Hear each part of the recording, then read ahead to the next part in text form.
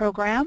Delighted to have, I believe, 8 participants online right now. And again, feel free to add your webcam if you'd like so we can see you. I can make myself go away if we need the extra slot. And this is something that we initiated 2 programs ago and found to just be a very wonderful opportunity for all of you now that you're really underway with starting to think about and plan for your fellowship, to begin to communicate with your program officer and program assistant who are working closely with you and thinking about where you'll be traveling, how to make the most of this once-in-a-lifetime opportunity. We found that there's nothing better than for you to have the opportunity to speak with someone who has been there and done that. And in this case, we're joined by fellow Nuru Mugambi, who was in our most recent Africa Program Fellow. She's from Kenya. And I think we'll each go around and maybe just give a quick self-introduction and then basically turn it over to Nuru. But would you, I see, Jonathan, that you're online. Would you like to introduce yourself for starters?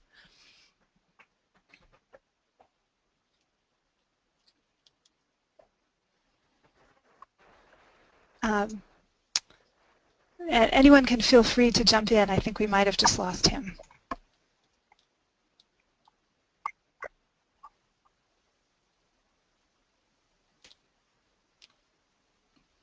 Hi, Frederick. Would you like to introduce yourself? Yes, I can go ahead. Good day, everyone. Fredrik Brun, calling in from Sweden, from Uppsala, which is close to Stockholm. It's 8 o'clock here in the evening. And I'm very happy to be able to participate in this program this year. And as you have seen probably from the bio sketch, I'm involved heavily in artificial intelligence and robotic applications. Terrific. Thank you, Frederick. You're welcome.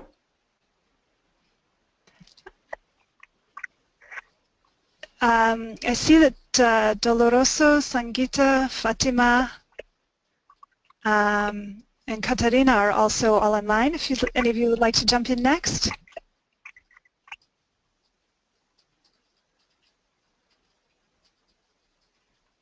Hi, Carrie. Hi, everybody. Hi, this is Sangita Madhu from Chennai, India. I'm very happy to be here. Well, it's good night here. Actually, it's 12:30 in the night. So, here I am awake.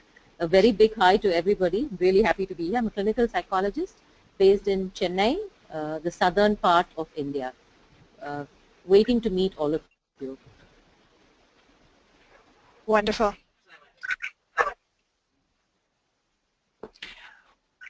We are also joined by our newest member of the International Programs team. Jake, perhaps you'd like to introduce yourself next.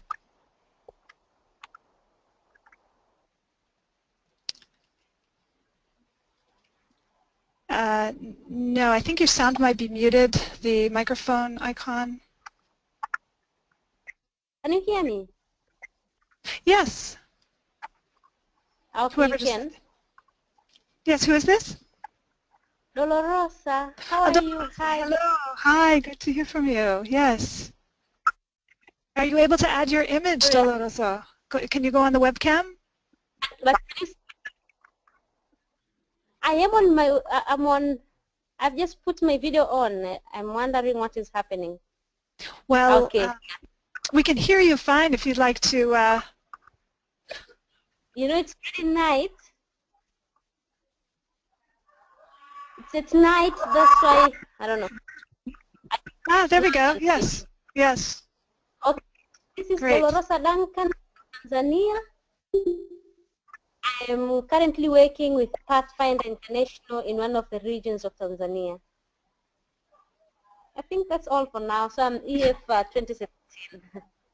Marvelous. So it's night over this side, so it's already dark.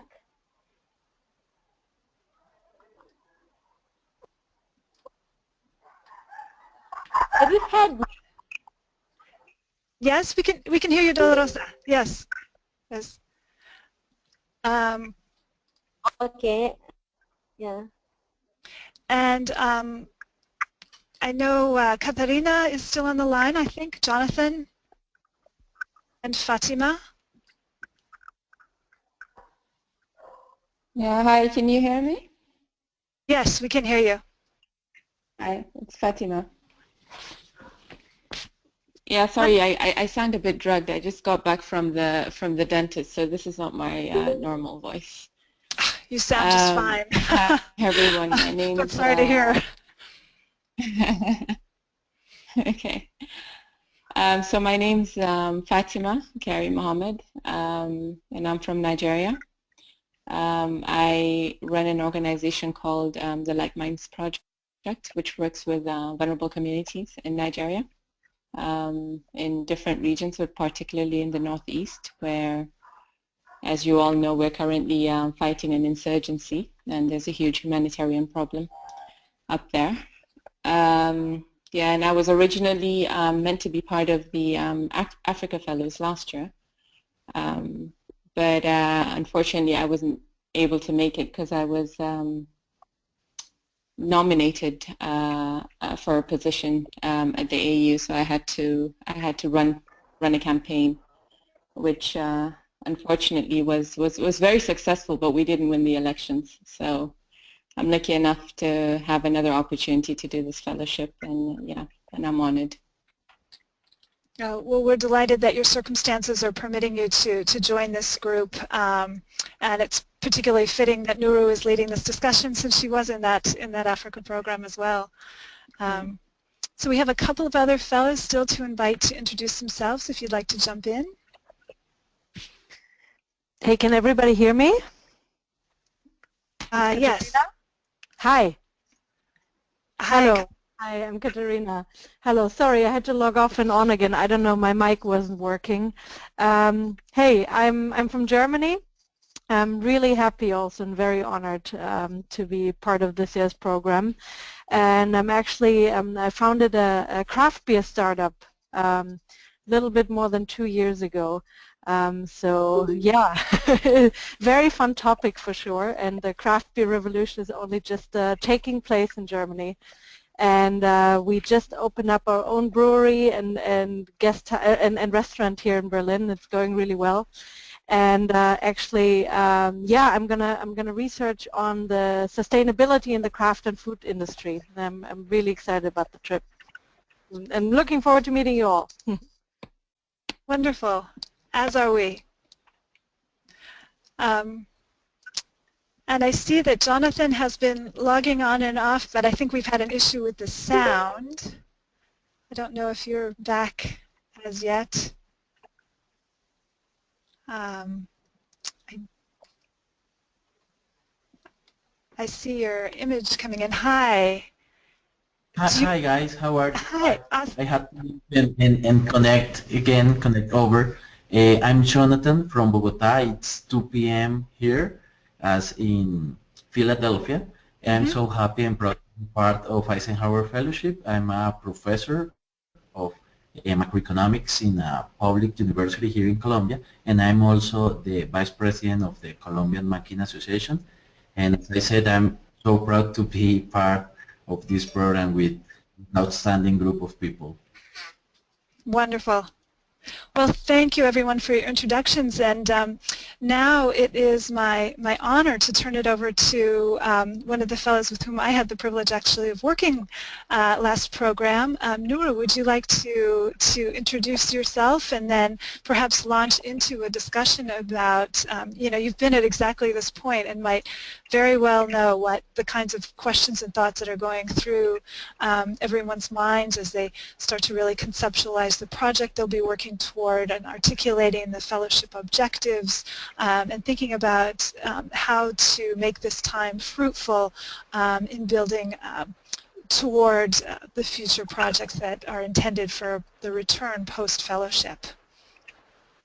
Sure. Thank you very much, Carrie. I hope you can hear me. Yes, we can hear you just fine. Thank you. So, of this wonderful achievement. Being part of the Eisenhower Fellowship Network, I think, is is something that is very special, and once you on your fellowship journey and start engaging with your fellows, I'm sure you will be able to confirm that it is a special group of like-minded individuals. We all share the common passion of making a difference in the various spaces that we occupy and in the various areas where we influence. So I really want to congratulate you all. It's very exciting to see how dynamic your group is, and from all these different countries that you represent, which is quite awesome. So I'm seeing that you've got fellows from Asia, from Latin America, from Europe, and from Africa. We have two, Tanzania and Nigeria. Fatima, I'm sorry we missed you, and we had our fellowship in the fall, but I'm sure you will have an equally exciting, fulfilling journey. So you're welcome. I thought that I would just touch briefly on what my fellowship was about and how I went about working with Carrie, who's awesome, in planning my fellowship, and then get to more advice and guidance, and I'm happy to answer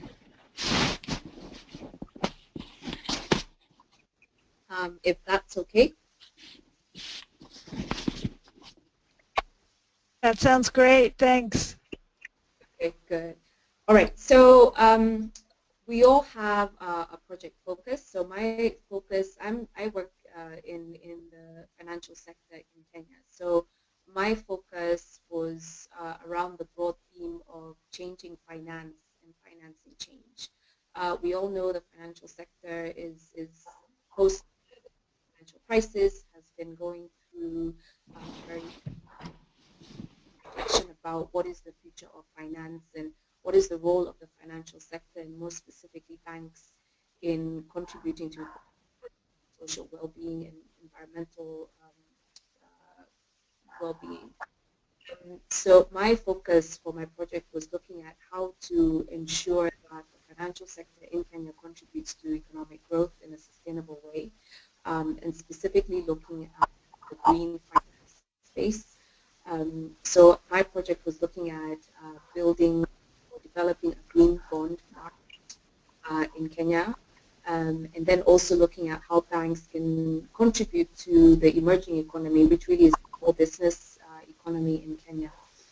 Finally, I was looking at the face of finance. A lot of research has been done around the psyche of the banking sector, financial sector, and some indication that if there was more diversity around the decision-making table, maybe the impacts that we've seen, the adverse impacts that we've seen catalyzed by the banking sector might not necessarily have been there, or maybe the impact might have been probably more tolerable.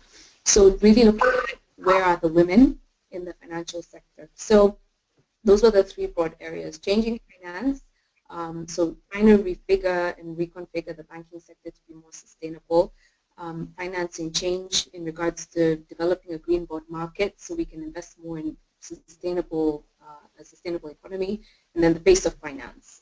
So my fellowship led me to meet with policymakers, with bank executives, with members of the academia, investment bankers, private equity participants, and everybody that fell within that space, either from a policy-making perspective or from a market participant perspective. And it was from that process that I was able to get a lot of helpful insight for my project.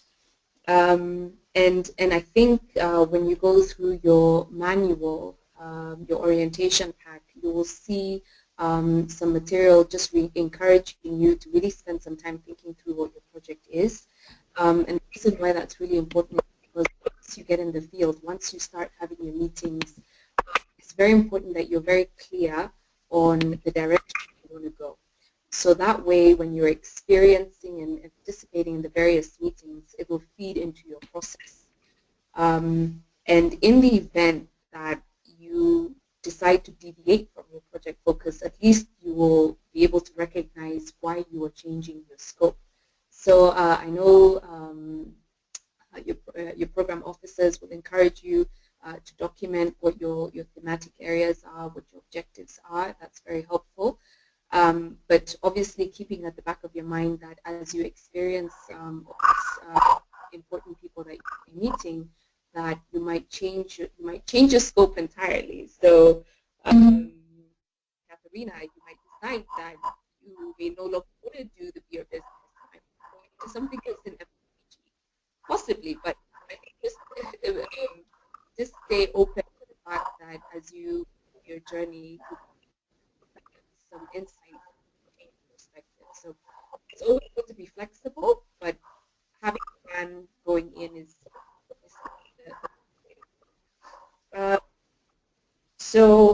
clearly find the thematic areas, points of advice I will give you.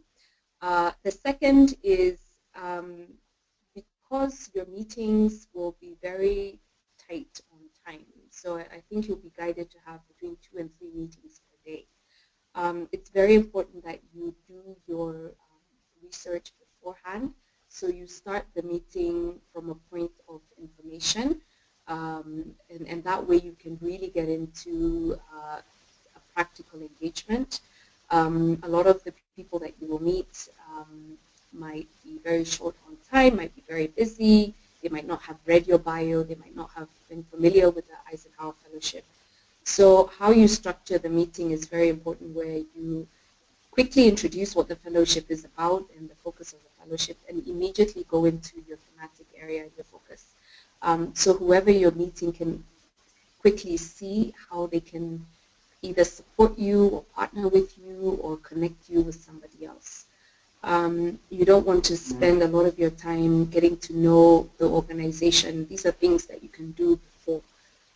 So really look at the meeting as probably a 45-minute engagement where you will quickly be an ambassador of the fellowship, and then at the same time share what your thematic and focus areas are. So that way the person or the individuals that you're meeting can very quickly see how they can partner with you. What I experienced during my fellowship is that everybody's very willing to hear your story. They're very willing to learn about what you're doing, especially in countries where they're not familiar with. So everyone was very, very pleasant and very hospitable.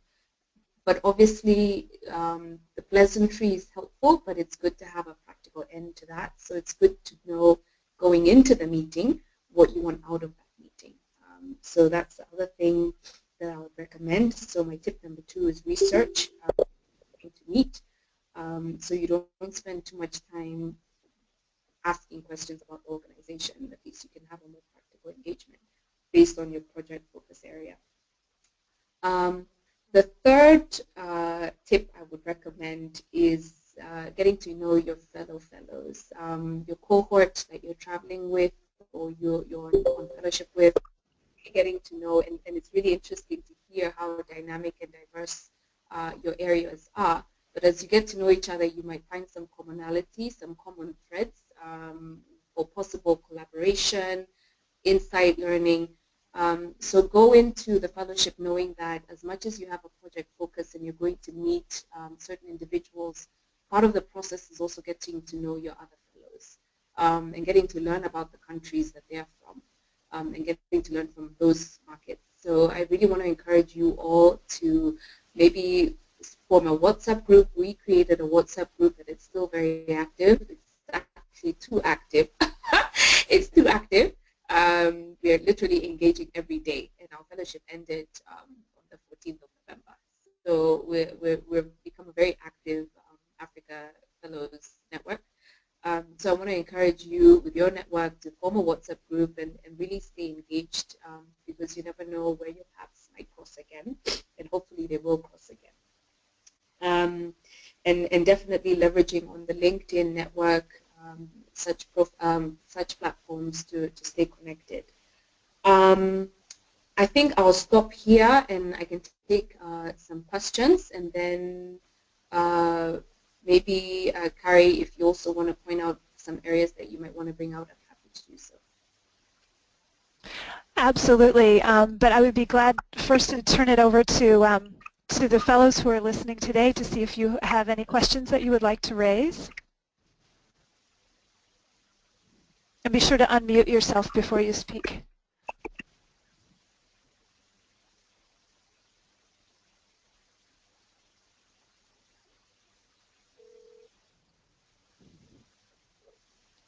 Now, well, I think one of the things that I think is could be interesting for you to speak about a little bit more, and Nuru, thanks so much for your comments, would be about the ways in which you and your fellow fellows really tapped into various personal networks and were able to draw out, you know, suggestions, ideas, referrals that really were a key element toward making your program so rich and diverse in terms of addressing your fellowship objectives. Yes, sure. So this is, I guess it speaks to our discussion point number one about how best to prepare for your fellowship. And I've shared that it's good to have your thematic areas. It's good to do your research of where you want to go, obviously based on your project. What we also experienced is it's good to, which is why I was mentioning it's good to network. We discussed with each other before we even got to the US about what our project focus areas were, and based on that, the fellows were able to advise each other on meetings that they might want to present to their program officer to see if they can book.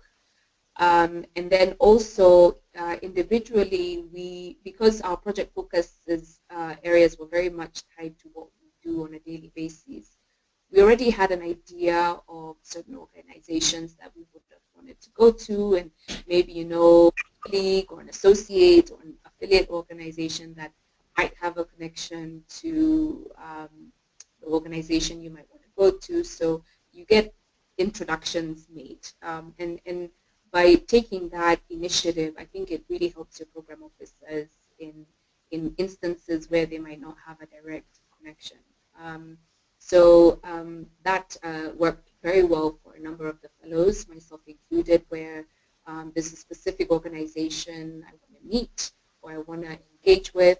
I might not know the US contact, but I might have a Kenya contact who will connect me to the US contact. So there were a number of meetings where you also would leverage your personal connections to at least get an introduction, and the Eisenhower program officer, of course, will be on hand to help confirm that meeting. So I really want to encourage you again, as much as your fellowship is in April, I think this week maybe spend some time thinking through the organizations you want to meet, and then kind of identify where you might have an inroad.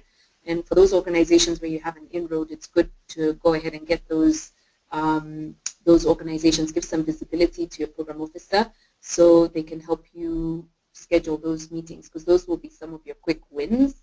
But of course, where you might not have any contacts, of course, the Eisenhower network is quite resourceful, so they'll be able to help you. So yeah, so maybe I'll point to that.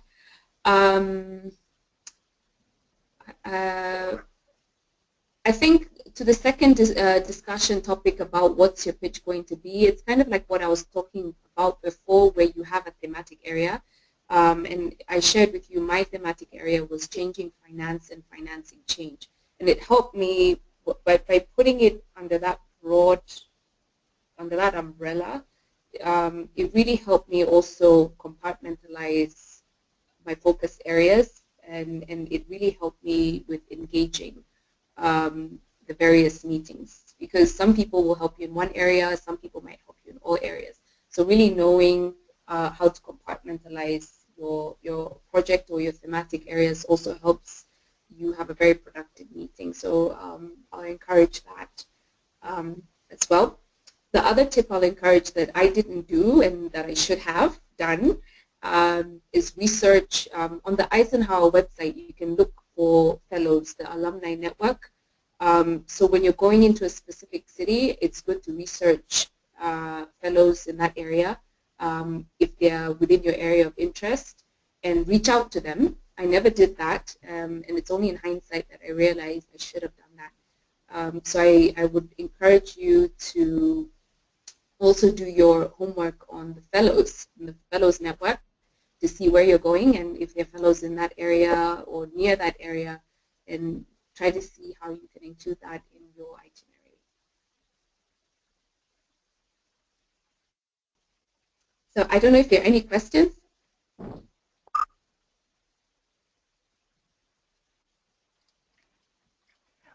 I know it's like, I think it's like 1 o'clock in the morning. It's late for many people, yeah. Nuru, Kari again here. I think it might also be interesting for participants to hear about how you, before and during and after, kept your colleagues informed, kept your family informed. Like, what were the ways that you sort of helped ensure that they were with you and supporting you, and you know, not feeling left out, and being able to kind of gain from the insights and learnings that you were having right along? Yeah, sure. So I'm not very active, but I'm active on Twitter,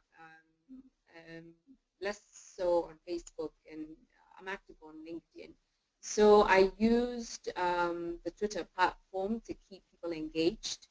Some of our other fellows are very active on blogging, so they write a whole narrative on their day. Every day they would write a blog post, post some pictures, so that's how they would keep their constituents, their family and friends and coworkers engaged on where they are. I decided to use Twitter because it's easier, 140 characters, boom, you're done. Post a photo. You can use Instagram, you can use short video clips with Periscope or YouTube, and I found that actually a lot of people were following my Eisenhower journey, quite surprisingly. And I didn't realize it until I came home. Even as recently as today, I got a call from one of a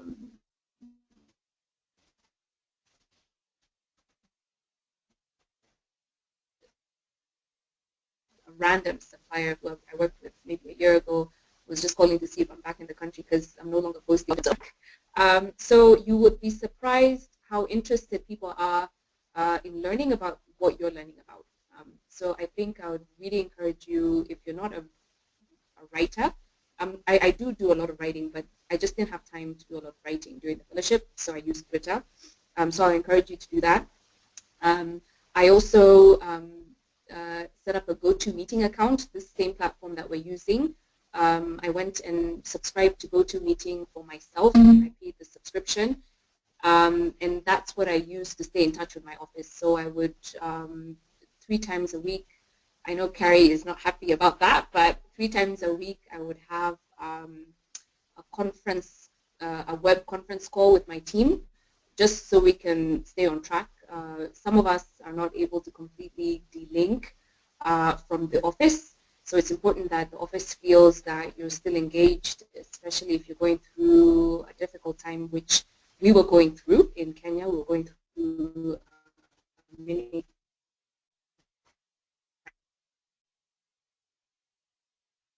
crisis in the banking industry, so I had to be available. So the team even felt that literally I was in the country. They felt that there wasn't a lapse for 2 months. So I'd really encourage you to look at leveraging technology to stay in touch with family and friends, to keep people informed so you can share the knowledge you're learning, and then obviously also for the practical use.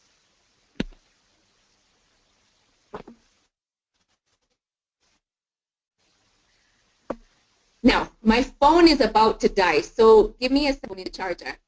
Okay, thanks, Nuru. Can I turn off the... Because usually by now I'm in bed, guys. It's like 10:30. So let me turn off the audio because my phone's about to die. Okay. The Well, video. hold on. Hold on. I'm still available now. I can hear. So are there any questions? Yes. Hi. Hi, guys.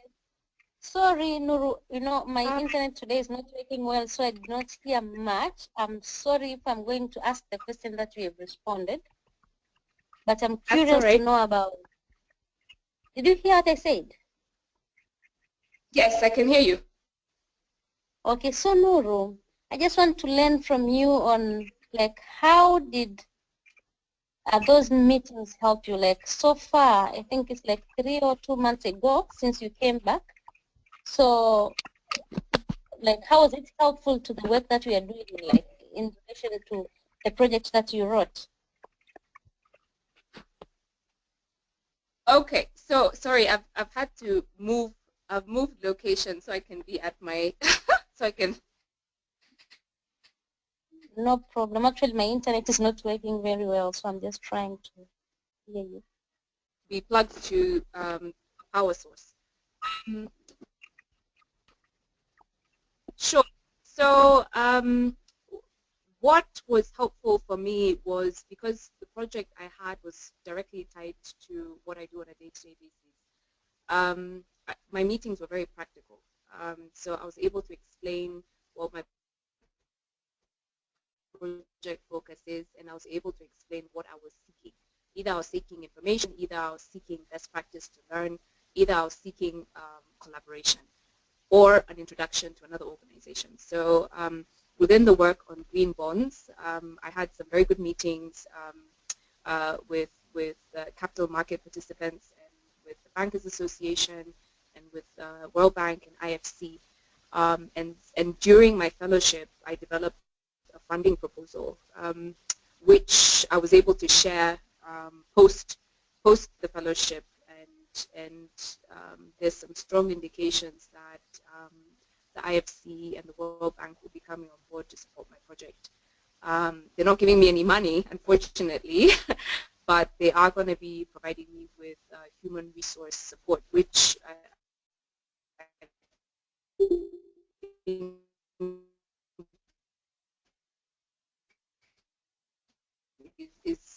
is probably equitable with funding support.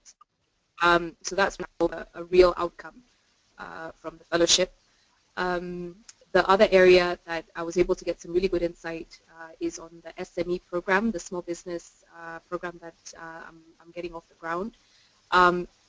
Going into the fellowship, I kind of knew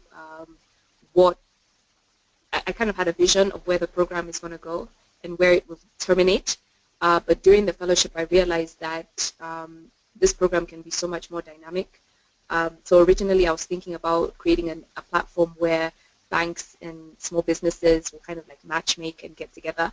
Now I realized I can broaden the scope to enable the small businesses to trade with each other, to facilitate peer-to-peer lending. I can open it up to private equity and angel investors.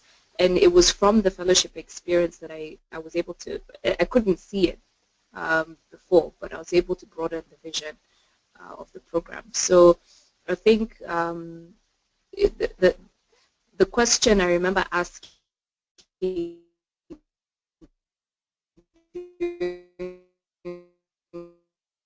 my interview for the fellowship, during my final interview before I got the focus on my work and career to go away for 2 months at the risk of possibly coming back and my job is not there anymore. Is it worth it? I'm a single parent, so is it worth it going through this with my child, being away from my child for so long? And the panel told me it is worth it. And, you know, I took it, you know, I was like, yeah, right, well.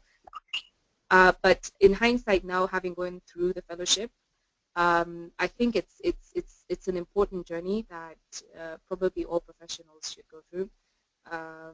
So I think if you're asking about that question of is it worth it, I'll definitely say that it definitely is.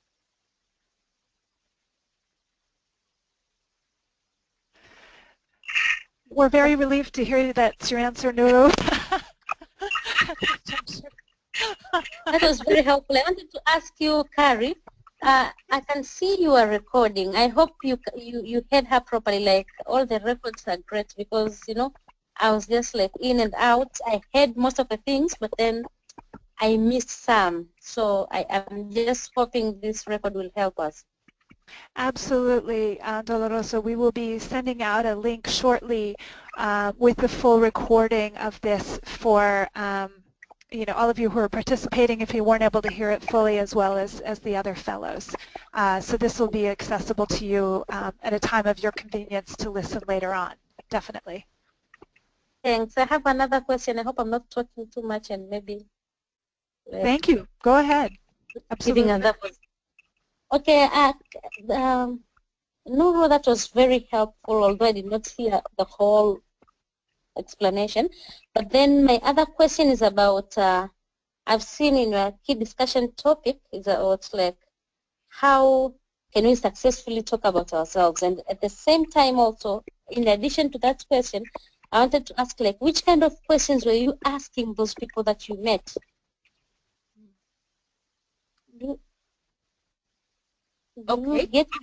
Did you understand my question? Yeah, I did.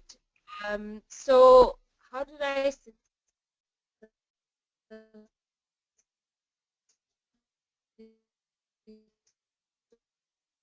talk about myself? I think it goes back to what your project will be about and thinking about your project not from a practical way, not from a tactical way, but looking at your project from a thematic way. Because a lot of the people that you're going to meet are not going to have a lot of time to get into the nitty-gritty. They will want a broad stroke of what it is you stand for. That's why I'm saying, like, for me, what I decided to do was define my work under this theme of changing finance and financing change, and then giving examples of, for example, what do you mean? For example, I'm looking to create a green bond market. I'm looking to support small businesses better. So by having a very broad theme and then 2 examples, I think having that clarity going into the meeting is helpful because you don't have a lot of time to start talking about, I think so. Okay, so you don't have a lot of time to really get into too many specifics of your project. So I think that was an effective way for me. I hope you can hear me. Can you hear me? Am I still on? I don't know if my phone has died and therefore. We can hear you. It's cutting out a little bit, and I wonder if perhaps without the video, if the sound might be more consistent. Okay, let me put off the video. Okay. Okay, because my phone is on 3%, so I think usually when your phone goes low, probably issues start happening. Yeah, the sound quality is more consistent now. That's great. Okay, great. So hopefully, I don't know if you heard me on the part about how to successfully talk about yourself is really coming up with a theme, a broad theme of what your work covers, so people can visualize what you represent and what you're trying to achieve, and then giving 1 or 2 examples of what you're looking to achieve.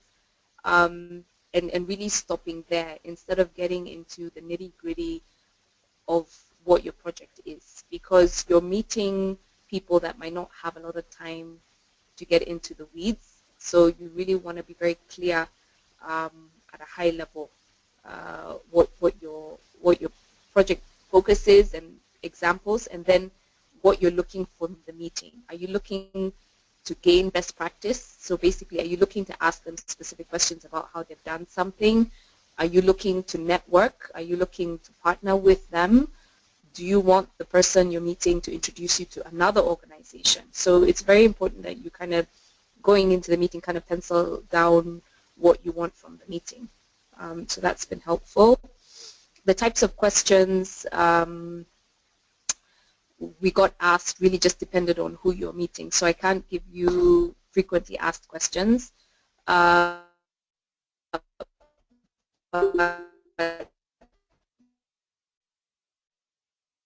One of the probably the more common questions, tell me more about the fellowship. Not many people know too much about the fellowship, so it's good to familiarize yourself with what the Eisenhower Fellowship stands for. So remember I mentioned earlier on, you're an ambassador of the fellowship. So within your first 1 minute, you'll talk about yourself and you'll talk about the fellowship.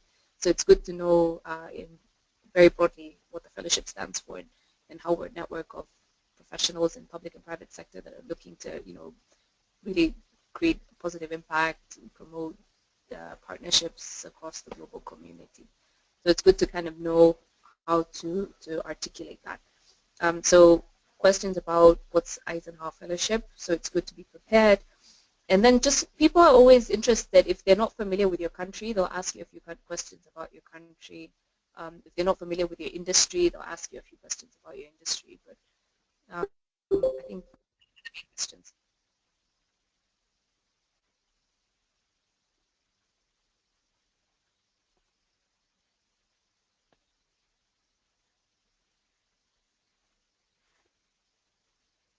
I hope that helped. Thanks, Nuru. That was great. Yeah. Oh, there's Dolorosa. Great. I agree. That was great.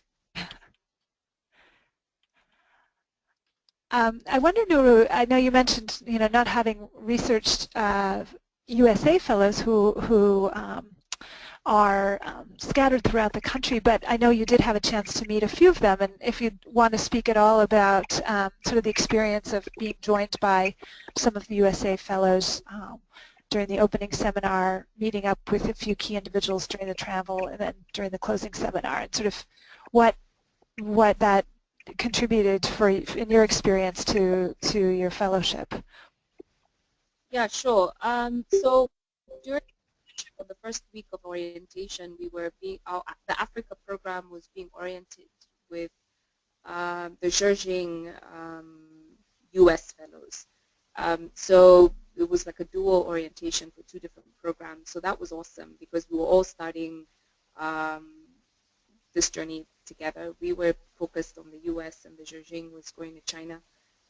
So we still are very much in touch with the U.S. fellows, and it's almost like we've bonded through that experience, so that was fantastic.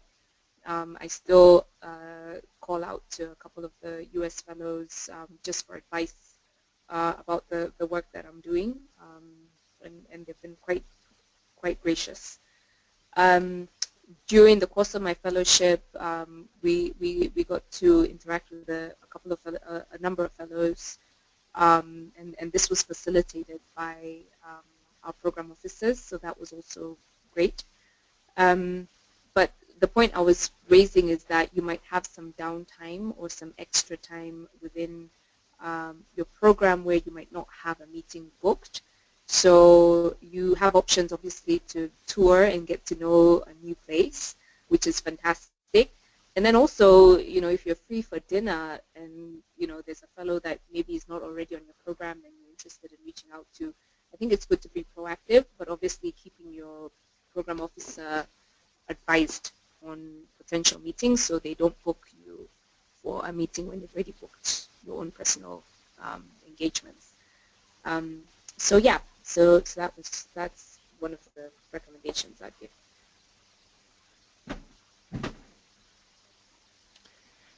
Thanks so much.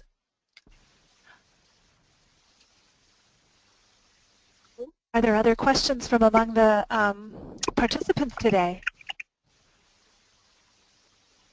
I guess as you're thinking about questions before we close, maybe I can give some practical advice about how to pack.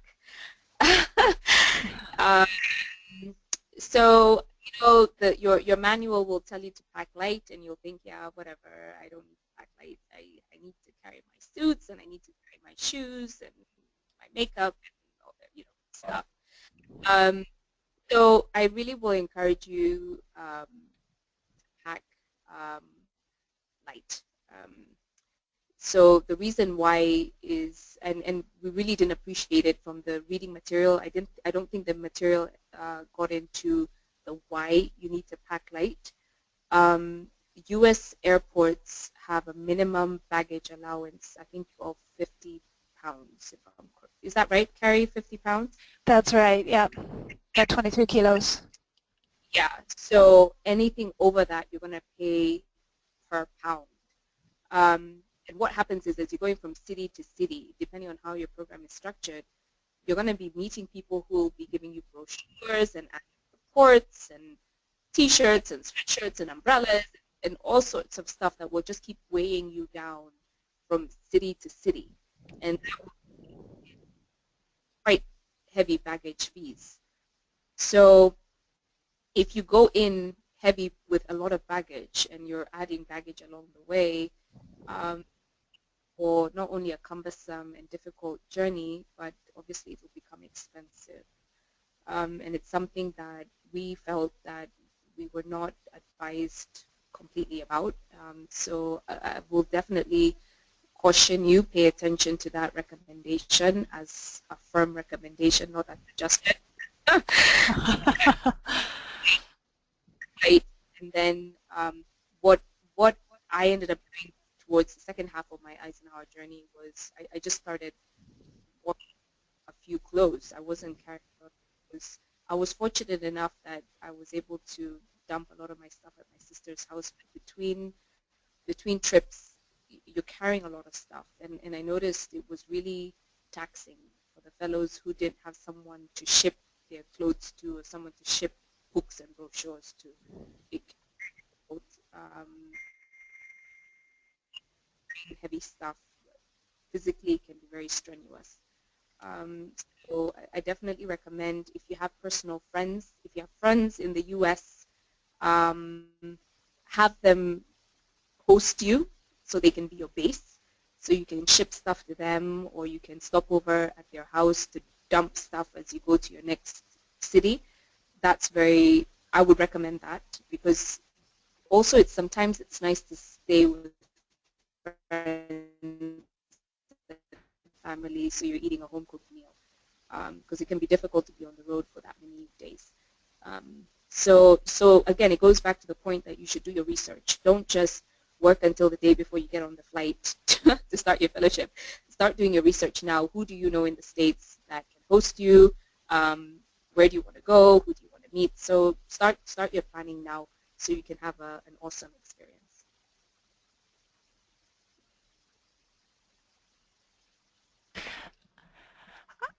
Nuru, I have taken the liberty of changing the screen here.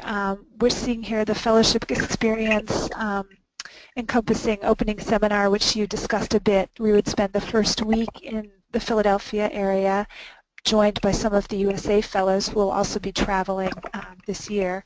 And then week 2, launching travels most likely in Washington, D.C. or on the eastern seaboard, and then progressing to the following weeks. Just having a little trouble advancing the screen here.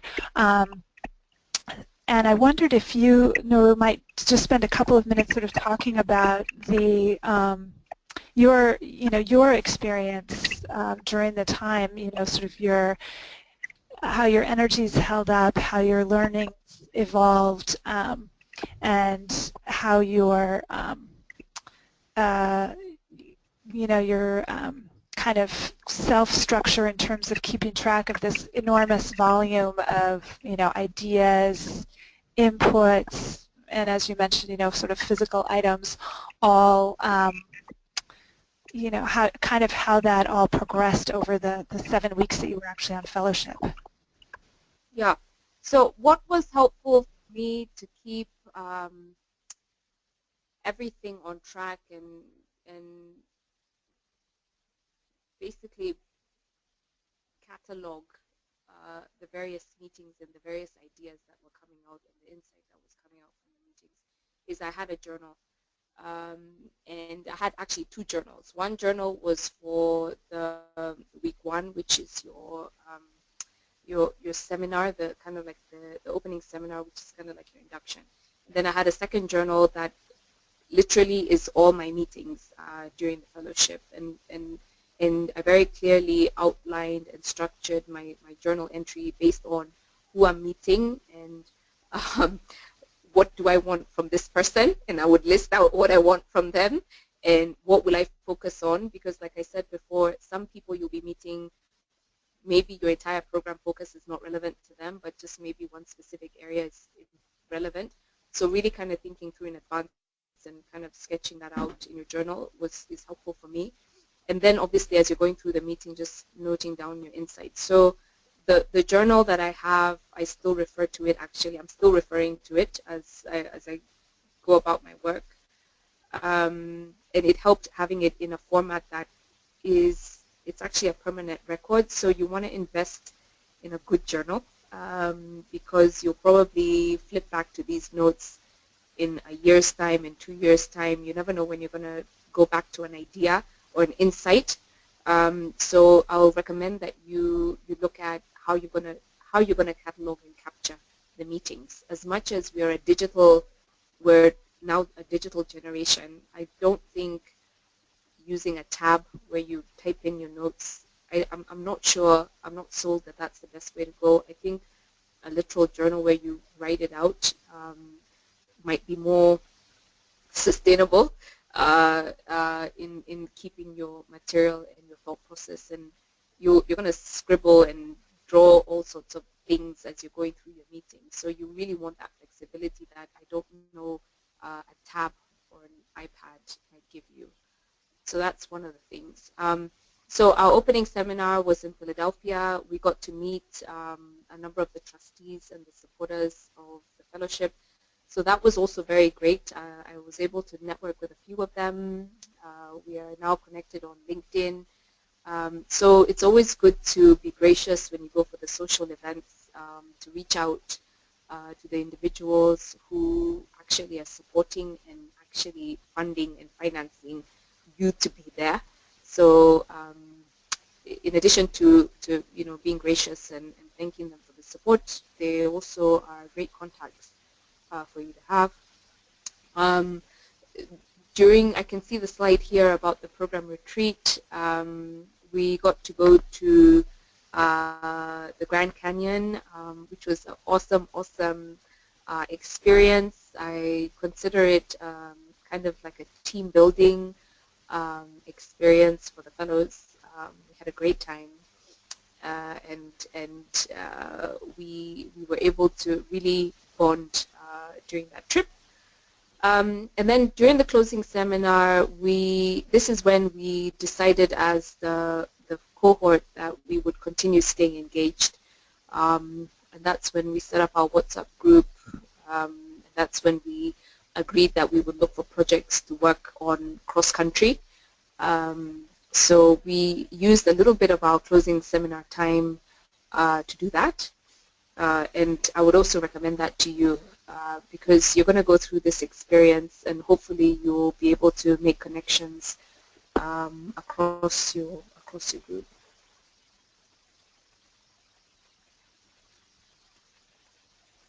Wonderful, and I have a question to share with you, Nuru, from Fatima, who's having a challenge with her microphone.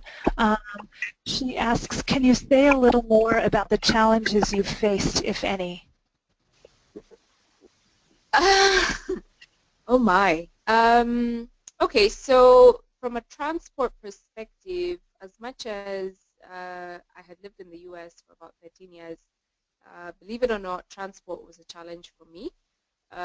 Because I was in a number of cities I was not familiar with, so not familiar with the public transport system. So therefore, I used a lot of Uber. Uber can eat into your travel allowance. So if you're able to, again, do your research, really understand the metro system or the bus system, and therefore you plan maybe to leave your hotel 2 hours in advance so that way you can take a train and you know, it's being on the train that you get to know a society, and quite honestly I think I took that for granted and I forgot about that. So I used too much Uber. And it's only after, Carrie, it's only after, when I came back from the fellowship, 3 weeks later, I was in Singapore for a conference on green finance, and literally I was only taking the train and the bus. And that's how I got to know Singapore, not through Uber. So I really recommend that you think about taking the train, taking the bus, but obviously you need to plan in advance so you're not late for your meetings. So my biggest challenge, I think, was transport. And second challenge, I think, was just the time away from my daughter. Although I was able to see her in between the program, I think being away from family can be very taxing, especially for those of us who might not have traveled with our family. So I noticed a lot of my fellows were really low a couple of times during the journey, because their families were in Africa and far away, and they were not able to see their family members. And so that's why I recommend setting up Skype accounts for your children if you have children, your spouses, so you're able to stay connected and see each other physically, so you don't feel that space. So that time away from family, I know, was difficult for myself, but more so for those who literally went 2 months without seeing their spouses or just without seeing their family members. Sorry, I mean their children. So that was a challenge. Yeah, I think those are the broad ones. Those are the broad challenges. But otherwise, I think your program officers are there to be your sounding board, to be your therapist, be your when you're far away from home. So just know you're supported by an amazing group of members.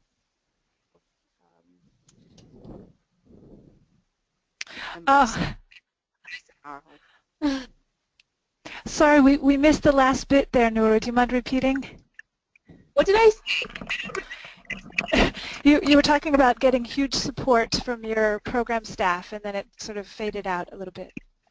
Oh, sorry, yeah. So I'm just saying, so yeah, so the program staff are available to really help you on your journey and just be your support system when you're away from your microphone, Nuru. Yeah, sorry. I think, sorry, the connection is not very good. Just try to really concentrate and I can't hear properly. Okay, can you hear me now? Yes. Yes, I can. And we have another question from Fatima. A comment on meeting Obama? I didn't want to talk too much about that. Hopefully you all will get. Are you not allowed? Sorry? Are you not allowed to do that, or? Well, no, not that we're not allowed. I mean, yes. So my response there is every leadership journey is unique. So for us, we had a number of unique opportunities, and I expect that you also will have your own unique experience. So I really don't want to really press on about it. It was a wonderful, awesome experience, and I think it just kind of speaks to the network. It speaks to the fact that you're joining a group of like-minded people, local community, lots of very positive connections. We were honored to meet President Barack Obama, and this was a meeting that was facilitated by the Eisenhower chairman, Powell. So it's just a testament to the fact that you're becoming part of a network that really is able to open doors in many places. So as much as that was highlight, I'm sure you also have a unique experience in your fellowship.